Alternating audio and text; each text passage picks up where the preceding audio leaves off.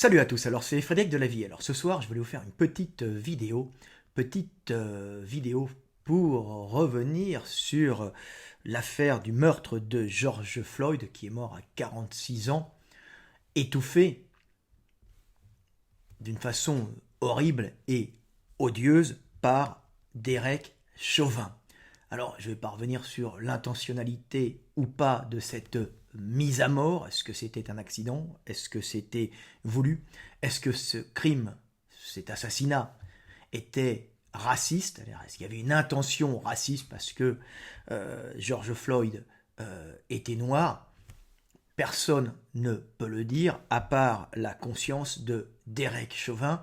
Et si jamais c'est un crime raciste, il est évident qu'il ne le dira pas. Et si jamais il avait vraiment l'intention de tuer, c'est évident qu'il ne le dira pas. Dans tous les cas, on ne peut pas on ne peut pas savoir s'il y avait intentionnalité de ce crime. Ce qui est sûr, c'est qu'il y a eu la mise à mort d'un homme innocent, totalement innocent, qui était noir, et on ne sait pas si c'est un crime raciste ou pas. En tout cas, George Floyd a été assassiné devant tout le monde, et comme les vidéos le prouvent, en aucun cas il était agressif. À la rigueur, était-il un peu paniqué, mais c'est pas quelqu'un qui s'est montré agressif avec la police, et ce genou sur le cou pendant 8 minutes, qui ont été filmés par de nombreuses caméras, par les gens, avec les gens autour qui disaient d'arrêter. Même George Floyd, de façon très calme, disait qu'il ne pouvait plus respirer, en demandant, en implorant à son bourreau d'arrêter de lui étouffer, de lui serrer le cou, de lui écraser le cou avec le coude, avec le genou. C'était quelque chose d'horrible qui a évidemment choqué l'Amérique entière et le monde entier, puisqu'on a affaire à une mise à mort, en fin de compte, d'une façon atroce, par un policier qui, est-ce qu'il avait conscience qu'il tuait quelqu'un? Est-ce qu'il était raciste? Est-ce qu'il désirait tuer? On ne peut pas le savoir. Ce qui est évident, c'est qu'il y a la mise à mort d'un innocent. Et puis je voudrais revenir aussi là-dessus parce que j'ai quelques petits nasillons qui sont venus commenter en disant que c'était un drogué, qu'il jouait dans des films porno. Alors, faut revenir un peu là-dessus et arrêter de salir un homme qui est mort, qui n'avait pas un énorme casier judiciaire, en tout cas récent. C'est un gars dont les dernières arrestations, le dernier casier grave remontait quand il était jeune à 19 ans, donc quand il avait 29 ans, 19 ans quand il avait 27 ans, donc 19 ans en arrière, je crois, quelque chose comme ça. 19 ans en arrière, donc pendant presque 20 ans, plus personne n'a entendu quasiment parler de lui. Alors on dit qu'il avait fait du porno, à la rigueur, tant mieux pour lui, on en a un peu rien à foutre, c'était pas une star de porno non plus, c'était quelqu'un qui essayait de travailler, puisqu'il travaillait aussi dans une boîte de nuit, mais il avait d'autres boulots aussi. C'est pas quelqu'un qui s'est comporté mal, il se trouve qu'il avait un billet de, je crois, 20 dollars en poche qu'il a refourgué, on ne sait pas s'il était conscient qu'il avait ce billet ou pas. De toute façon, c'est impossible de savoir qui s'est pas retrouvé avec un billet de 20 dollars. Est-ce qu'il voulait le refourguer ou pas? On n'en sait rien et on n'en saura jamais. De toute façon, ce n'est pas une raison pour tuer un homme. Et on ne peut pas salir quelqu'un sur des doutes comme ça, puisqu'on ne sait absolument rien. Et 20 dollars, c'est rien. De toute façon, il était resté devant avec sa voiture, devant le magasin. Le patron du magasin a appelé la police parce que c'est une mesure réglementaire quand on a un billet de 20 dollars faux. Il s'en est aperçu. Et de toute façon, l'interpellation de la police n'était pas pour arrêter un dangereux malfaiteur à la base, mais pour faire une vérification, puisqu'ils vérifient, et après ils mettent sur leurs ordinateurs qui a utilisé ce billet, pourquoi il se retrouve là. C'est simplement une vérification, ce n'était pas l'arrestation à la base d'un criminel dangereux, c'était un contrôle d'identité, une vérification qui s'est terminée d'une façon dramatique par l'écrasement du cou et l'étouffement de George Floyd par Derek Chauvin. Derek Chauvin, dont on ne peut pas savoir s'il était raciste ou pas. En tout cas, ce qu'on peut savoir, c'est que c'était visiblement un abruti, un connard qui a mis à mort un homme devant tout le monde. En tout cas, s'il était, s'il n'était pas, s'il n'y avait pas d'intentionnalité, il n'avait rien à faire dans la police et il n'écoutait pas du tout ce que lui disait cette personne en train de mourir. Donc, de toute façon, on a affaire à un crime odieux et à des policiers qui ne devraient pas être policiers. Alors, je voulais revenir sur cette vidéo. Alors, dernier truc, puis les gars qui disaient que George Floyd était drogué parce qu'on a retrouvé des traces de fentanyl, je crois. Alors, fentanyl, parce que c'est un goût de Fanta, hein, on dit, c'est un goût d'orange, un peu. C'est une drogue opioïde, hein, donc c'est un dérivé, un analgésique opioïde, synthétisé pour la première fois par le docteur Paul Johnson, bon, on s'en fout un peu, en Belgique. Et le problème, c'est qu'en Amérique, c'est des traces qu'on a retrouvées, donc il prenait du fentanyl, mais ça ne fait pas de lui un criminel. Il faut savoir qu'en général, on a un énorme problème, et c'est le gros problème aux États-Unis, c'est que beaucoup d'Américains, c'est parce que c'est dans la mentalité du pays, prennent des opioïdes. Ils ne prennent pas des opioïdes pour s'envoyer en l'air, hein, pour jouir de la vie et ne pas travailler. Au contraire, c'est en général le gros problème américain, c'est comme les gens sont responsables, ils n'ont pas d'assurance, c'est eux qui payent leurs propres assurances, ils doivent bosser absolument. On peut très bien réussir, mais on peut échouer. Et comme il n'y a pas un État-providence derrière, hein, et ben les gens, pour continuer à travailler, pour continuer à payer leur assurance, prennent des opioïdes, hein, pour passer des douleurs et continuer à être performants dans leur boulot.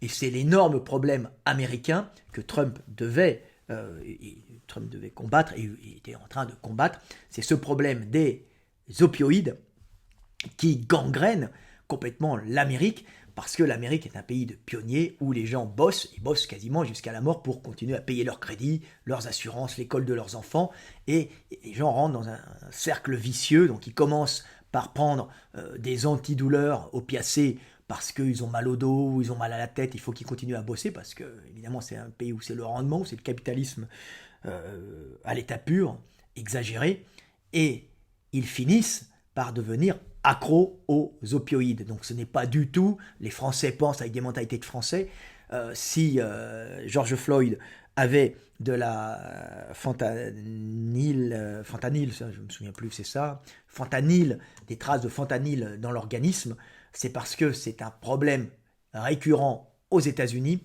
le fait que les gens commencent avec des ordonnances d'opioïdes et finissent par se fournir au black, parce que ils deviennent accros, et au black ça coûte moins cher que les ordonnances qui sont payées, les opioïdes qui sont à la base payés par leurs assurances. Quand ils ne peuvent plus payer leurs assurances, ils passent à des drogues illégales, mais c'est dû à la structure sociale des États-Unis qui fait que les gens bossent et tombent accros sans le vouloir. Et c'est un énorme problème aux États-Unis. Un très bon reportage là-dessus sur Arte. Donc, les gens qui accusent George Floyd sont des gens mauvais, ou vous ne comprenez pas. On ne peut pas salir quelqu'un comme ça. Ce n'est pas un criminel qui ne s'est pas retrouvé avec 20 dollars dans les mains, des traces de fentanyl. Énormément d'Américains en ont. C'est un problème américain. C'est pas pour ça que les gens vont agresser dans la rue. C'est un problème. Les gens continuent à travailler, hein. Ils le prennent à la base même pour ça, hein. Donc faut analyser le problème différemment. Alors, je voulais faire cette vidéo pour faire très attention à la récupération de cet événement dans le cadre d'une pré-campagne électorale aux États-Unis, qui, en vérité, cette pré-campagne représente une gigantesque guerre économique et énergétique entre ceux qui sont derrière les démocrates, donc les ennemis de Trump, et ceux qui sont derrière Trump, hein, et ce sont des luttes de géants énergétiques qui sont prêts à tous les coups tordus, à toutes les bassesses pour pouvoir garder le pouvoir. Alors, cette récupération, on la voit actuellement avec toutes les attaques contre Trump en disant que ce crime est un crime raciste. Alors, un, on ne le sait pas. Deux, même si c'était un crime raciste, Trump n'en est absolument pas responsable de ce qui s'est passé. De toute façon, c'est impossible à prouver. Et je voulais vous expliquer aussi, parce que les Français voient l'Amérique avec des yeux de Français, que le système de la police et le système des États, l'Amérique, les USA, sont enfin un pays composé d'États. Donc ce n'est pas comme la France où c'est centralisé. Chaque État, un pays fédéral, chaque État fait ses lois, chaque État a sa police, chaque ville a sa police, et là-dessus, comme je vous l'ai expliqué, il y a des polices fédérales, plusieurs types, des polices des ministères, des polices fédérales, plusieurs systèmes, et la police qui a arrêté George Floyd, dont faisait partie Derek Chauvin, n'est pas une police fédérale, n'est pas une police de l'État général américain, ne dépend pas de Trump. Elle, qui est républicain, elle, si on va par là, hein, elle dépend, cette police dépend de la ville de Minneapolis, dont le maire Jacob Frey est démocrate. Police qui dépend donc de la mairie et non de l'État. Trump est un président, je répète, républicain, qui n'a de pouvoir que sur les polices fédérales. Alors il faut arrêter d'accuser Trump. Ça n'a rien à voir. Si on devait accuser quelqu'un, et c'est même ridicule d'accuser les démocrates, mais si on devait dans cet État accuser quelqu'un, ça serait les démocrates, en disant que cette police, c'est la police de la ville de Minneapolis qui est sous mandat du maire qui est, donc, Jacob Frey, qui est démocrate. Donc dans ce cas-là, si on va dans cette optique, on dit que ce sont les démocrates qui sont responsables de ce climat de racisme, pas prouvé et pas prouvable, bien qu'il y ait d'énormes problèmes avec la police aux États-Unis. Donc c'est une attaque actuellement qui est faite par, visiblement, les démocrates contre Trump en instrumentalisant ce dramatique fait divers où on a vu la mort choquante d'un homme innocent. Hein, il est innocent, oui, il est innocent, bien que certains disent il a fait un porno et alors il avait dû faire un porno amateur, on n'en a rien à foutre, hein, tant mieux pour lui. Il a pris de la drogue, oui, il a pris de la drogue, il avait quoi? Il avait pris de la drogue, il n'était pas sous drogue quand il a fait ça. Et il avait été en prison, oui, il avait été en prison il y a 20 ans quasiment. Donc il faut arrêter de délirer. Combien de jeunes afrodescendants appartenant à des gangs sont devenus des papas parfaitement normaux après avoir eu une vie en partie, on va dire, de délinquance. C'est un problème aux États-Unis, la délinquance des jeunes afro-descendants. C'est un problème qu'il faut régler. C'est l'Amérique qui a ces problèmes. Il y a d'autres problèmes en Amérique. Ils ont ce problème aussi avec ce qu'ils appellent les latinos, avec ces problèmes de gangs. Hein. Souvent, c'est des gangs afro-descendants, des gangs latinos. Donc, on trouve une délinquance jeune. Hein. Évidemment, les cols blancs, la délinquance en col blanc, c'est pas eux. Hein. C'en est d'autres. Hein. Ils sont blancs comme les cols en général. Hein. Donc, on a souvent des délinquances qui sont variables en fonction des origines. Mais ce n'est pas le problème ici. Le problème, c'est l'instrumentalisation de la mort de George Floyd qui est utilisée pour dénoncer le racisme qui serait le racisme de l'État républicain représenté par Trump. Bien sûr, drame qui s'est passé dans une ville démocrate avec un maire démocrate et une police dépendant d'un maire démocrate. Donc c'est ça le véritable problème, c'est qu'on est en train d'essayer d'instrumentaliser cet événement pour faire tomber Trump. Et derrière ce cette affaire qui va être montée énormément. Ils vont essayer de faire des émeutes de type racial, mais on voit bien que d'abord le frère de George Floyd s'est comporté de façon honorable en appelant à la paix, hein, en appelant au vote. Hein. Si vous n'êtes pas content, votez, ne détruisez pas, puisqu'il a eu une attitude extrêmement bien apaisante. Donc vraiment, le gars était bien. On a vu que ces émeutes se manifestaient contre cet horrible fait divers. Et il faut savoir que c'est un problème inhérent à l'Amérique, l'hyperviolence de la police. Parce que de l'autre côté, pas George Floyd bien sûr, il y a un stress énorme à cause de ces lois qui permettent le port d'armes et qui rend les interpellations extrêmement problématiques. Il y a toujours le risque de voir quelqu'un sortir une arme, alors qu'en Europe, évidemment, c'est strictement interdit. Donc, ça met des policiers qui, des fois, ne contrôlent pas, extrêmement violents, parce qu'ils peuvent tomber en face d'individus extrêmement violents. Donc, ça fait des policiers stressés, avec des méthodes d'interpellation au moindre doute extrêmement violentes pour éviter qu'un individu sorte une arme à feu qui peut tuer très rapidement un policier ou deux et des passants au passage. Mais on a bien vu que dans cette histoire, George Floyd avait coopéré dès le début, on lui avait mis les menottes et que le fait de s'asseoir dessus, de le bloquer, n'était qu'une directive de la police.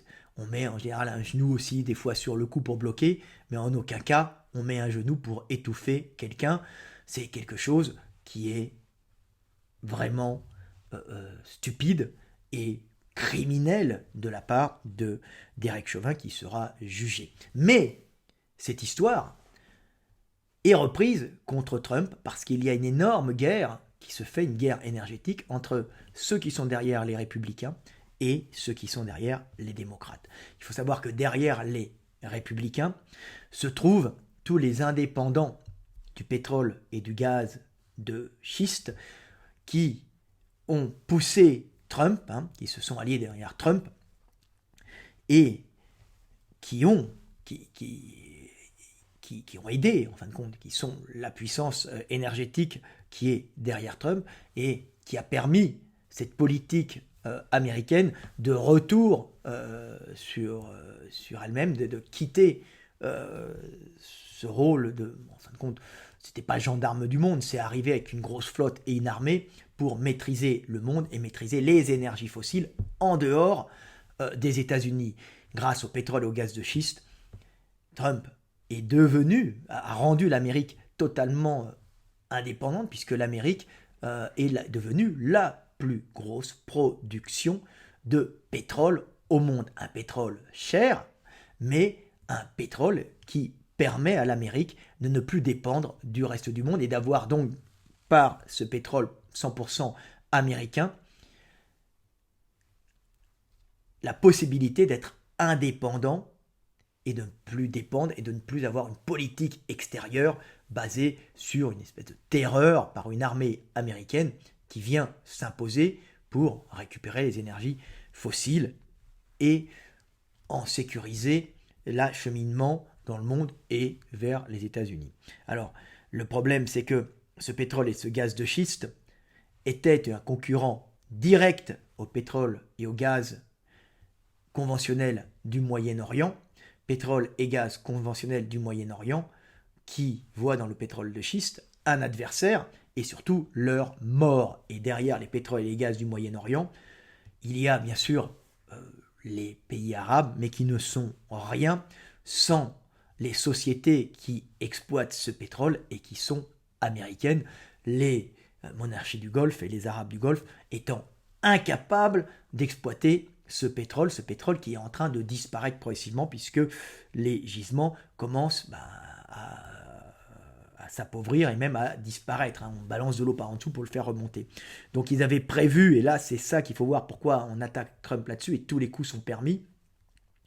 Clinton, quand Clinton dit qu'elle fait du social, que Trump est raciste ou que Trump parle mal, c'était la concurrente.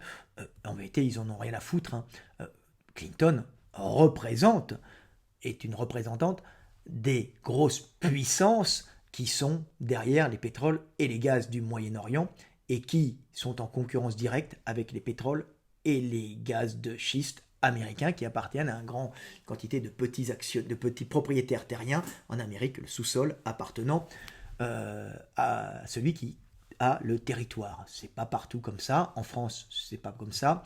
En Russie, c'est pas comme ça. Au Moyen-Orient, c'est pas comme ça. Mais là, c'est l'Amérique des colons. Donc, tu es propriétaire de ce qu'il y a dans ta terre. Donc, c'était impossible de leur prendre, sauf en leur faisant faire faillite. Et comme le pétrole et les gaz du Moyen-Orient avaient prévu de leur faire faillite, ils avaient laissé financer à grands coups d'emprunts à Wall Street tous ces petits propriétaires qui s'étaient associés en association, de petits propriétaires terriens qui sont derrière Trump, qui avaient emprunté pour créer, donc générer la nouvelle technologie d'exploitation de ce gaz et de ce pétrole de schiste, qui a demandé des milliards de dollars pour pouvoir être à peu près performante, mais ils étaient endettés jusqu'au cou. Heureusement, il y avait une fiscalité basse qui leur permettait de tenir en vendant même leur pétrole cher, mais sans impôts. Et ce qui était prévu avec Clinton, et même avant avec Obama, c'était de remonter les impôts pour leur faire faillite. Et à ce moment-là, comme ils étaient obligés de vendre, ils étaient propriétaires terriens, et ce qui se passait, c'était que les pétroles et les gaz conventionnels du Moyen-Orient, ou ceux qui sont les actionnaires, qui sont derrière les sociétés d'exploitation, puisque c'est des grosses sociétés saoudiennes ou autres, qui possèdent, c'est surtout saoudiennes, qui possèdent les parts des actions de ces pétroles, mais ceux qui les exploitent et qui récupèrent un gros pourcentage, ce sont de gros actionnaires comme BlackRock et leur bande et leurs copains de Wall Street. BlackRock étant l'ennemi de Trump. Donc ce sont des guerres qui sont en train de se faire. Ils avaient prévu justement de remonter les taxes de ce pétrole et gaz de schiste pour faire faillite à tous ces petits propriétaires qui sont la première puissance, ils sont devenus la première puissance énergétique pétrolière au monde. Elle est américaine, les gens ne le savent pas, elle est américaine devant l'Arabie Saoudite et la Russie et l'Arabie Saoudite, et ils avaient prévu de leur faire faillite et de récupérer leur pétrole. Malheureusement, Trump est arrivé, donc pas de taxes sur les pétroles et gaz de schiste, et c'est parti à plein régime, et le pétrole et gaz du Moyen-Orient sont en train de tomber, leurs actionnaires sont en train d'en prendre plein la gueule. Donc c'est une guerre sans merci qui représente des milliards, comment on appelle ça, des billions de dollars. C'est la plus grosse guerre énergétique qu'il n'y ait jamais eu, même si elle n'oppose pas des armées entre elles. Elle oppose les plus grandes puissances énergétiques du monde, qui sont les puissances du pétrole et du gaz conventionnel avec leurs actionnaires, dont BlackRock, et américains, leurs actionnaires sur ceux qui exploitent et qui prennent leur pourcentage, et les pétroles et les gaz de schiste qui sont derrière Trump. Et nous avons un affrontement américano-américain. On va dire que il y en a un, ce sont les Américains ancrés dans la terre, l'Amérique des colons, et l'autre, c'est l'Amérique de Wall Street et des actionnaires. Donc c'est une énorme puissance, style BlackRock, regardez, mais il n'y a pas qu'eux qui sont derrière, qui s'affrontent, et tous les coups sont permis entre républicains et démocrates, et c'est pour ça qu'on est en train d'essayer de faire tomber Trump en lui mettant tout ce qu'on peut sur la gueule, alors que ce crime odieux n'a aucun rapport avec Trump. Il n'a d'ailleurs aucun rapport avec les démocrates, parce que même si cette ville de Minneapolis est tenue par un maire démocrate et donc une police aux ordres d'un maire démocrate, ce n'est pas les démocrates qui sont la cause de cet acte atroce, c'est un climat général, peut-être aussi de racisme, on ne sait pas, mais il y a du racisme, énormément de racisme, beaucoup de racisme aux États-Unis, bien qu'on fasse attention, il y a effectivement des problèmes raciaux là-bas qui ça menuise au cours du temps, ça s'arrange, ça va de mieux en mieux, mais on en a encore, mais ce n'est ni de la faute du maire démocrate et ni de la faute du président républicain.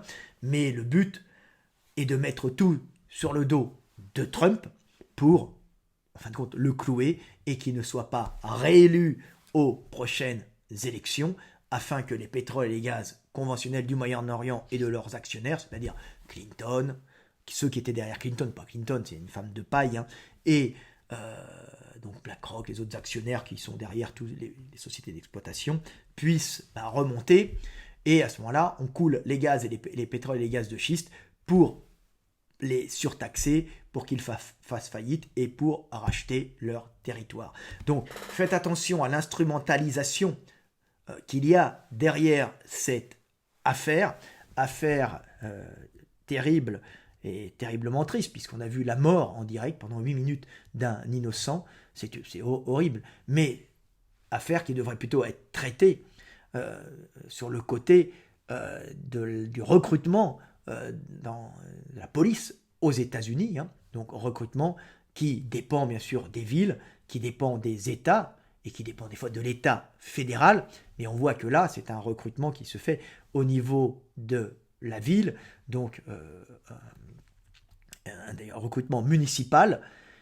Donc, le problème n'est pas Trump, le problème, c'est le recrutement des policiers et leur formation, et pas le racisme. Et le racisme, il y a un problème de racisme général en Amérique, mais ce n'est pas le réel problème de cette affaire. Le réel problème de cette affaire, c'est l'incompétence d'un policier et le fait d'avoir recruté ou d'avoir conservé un individu dangereux qui a montré qu'il était capable de tuer, qu'il y ait intentionnalité ou pas, et qui est possiblement raciste. Donc, mais même si c'est impossible à prouver, donc le problème c'est le recrutement, un recrutement des polices générales, hein. Il faut faire attention parce que si vous suivez les émissions sur les arrestations de police, vous voyez qu'il y a des bavures, il y en a une grande quantité. Ce n'est pas que George Floyd, des gens qui meurent, qui partent et qui sont tirés comme des lapins, il y en a plein aux États-Unis, de même que des policiers qui se font tirer par des maboules armés. D'où le problème. Donc c'est un problème vraiment américano-américain. Il faut éviter d'y mettre de l'émotionnel et voir qu'il faut régler ces problèmes.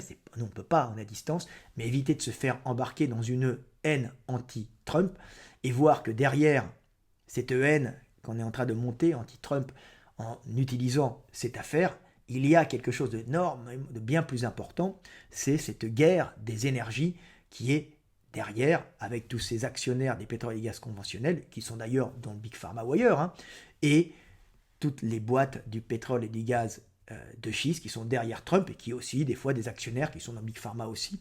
On voit que, de toute façon, tout ça est imbriqué, ça sont imbriqués des guerres de puissance, et on instrumentalise cette mort de George Floyd pour faire tomber Trump. Le problème, c'est que si vous êtes français et européen, vous n'avez pas vraiment intérêt à être contre Trump à ces élections, parce que qui dit être contre Trump, vous allez vous retrouver avec de nouveau des tensions au Moyen-Orient. Pourquoi ? Parce qu'à ce moment-là, il va de nouveau y avoir en Syrie d'énormes problèmes, puisque les Russes s'étaient alliés au pétrole, au gaz de schiste, on ne vous le dit pas, mais c'est ce qui s'est passé, puisqu'ils avaient, donc à Trump, hein, pour ça qu'ils sont copains, un ennemi commun qui était les pétroles et les gaz conventionnels du Moyen-Orient, et le but des Russes, c'est de bloquer par la Syrie l'arrivée des pétroles et des gaz en Europe, hein, et même des fois le passage de ces gaz qui pourraient aller en Chine, donc en leur faisant plutôt passer par des routes maritimes plus chères, tout ça pour que le Russe puisse, l'État russe puisse revendre en priorité son gaz et son pétrole à l'Europe et à la Chine. On a vu l'Allemagne s'était mis avec la Russie en douce, hein. Et puis la Chine, bon, elle prend le pétrole russe en douce, en vérité elle prend le pétrole iranien, tout ça passe comme ça. Donc il faut vraiment faire attention, ne pas être sur de l'émotionnel. Le meurtre de Floyd est dramatique. Qu'il ait été raciste ou pas, c'est impossible à prouver. Seule la conscience de Derek Chauvin le sait. Ce qui est sûr, c'est que Derek Chauvin s'est conduit d'une façon odieuse, en mettant une pression trop forte sur le cou d'un homme qui était visiblement innocent, hein, et en ne relâchant pas cette pression, donc un incompétent dangereux, et peut-être y avait-il intentionnalité et racisme. Malheureusement, on ne le saura jamais. Seule la conscience de Derek Chauvin le sait.